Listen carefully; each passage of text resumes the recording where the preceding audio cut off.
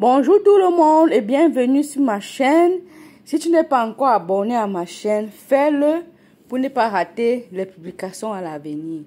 Aujourd'hui, nous allons faire ce qu'on appelle le koki. C'est un mets du Cameroun. Ici, comme vous pouvez bien le constater, j'avais déjà préparé ce qu'il était en train de manger. Je vais justement vous dire que c'est super, c'est simple et facile à réaliser. Maman, le coquille là, non, ça descendait. J'ai fait ça avec du plantain et du manioc. Ah, maman, éponge. Donc, si tu veux écouter la vidéo, voir les étapes, reste jusqu'à la fin.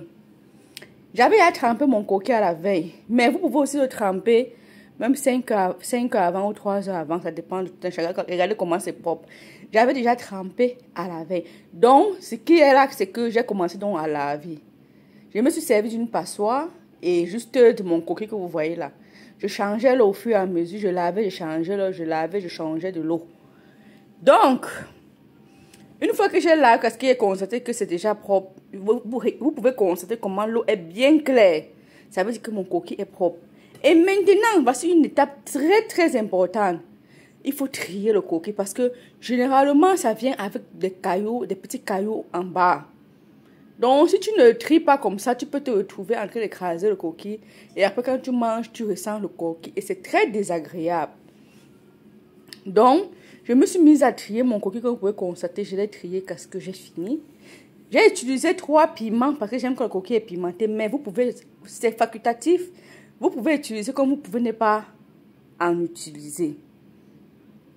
Donc,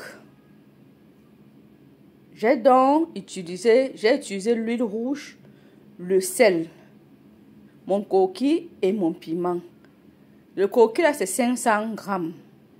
L'huile rouge, j'ai pris comme 300 grammes et un peu de sel.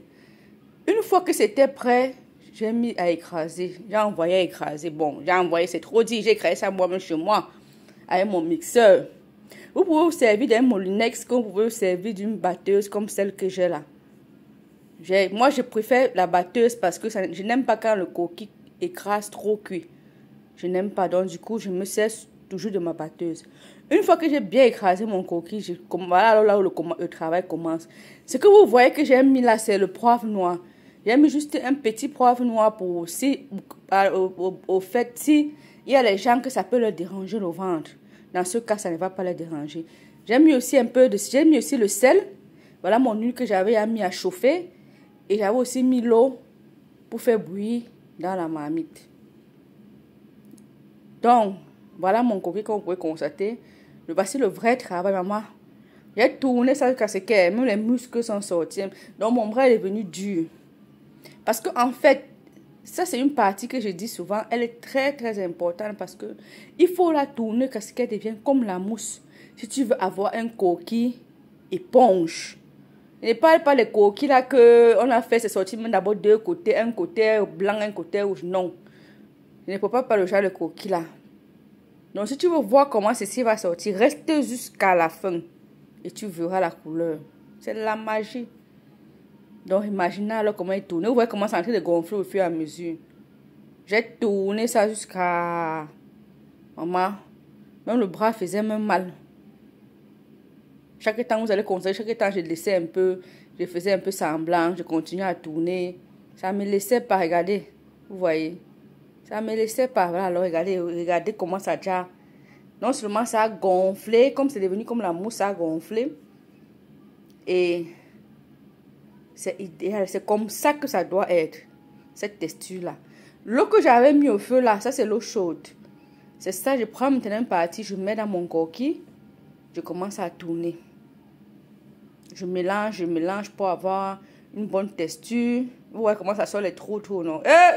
Le coquille, sinon, c'est la magie. Je vous dis que... Maman, c'est la magie du coquille.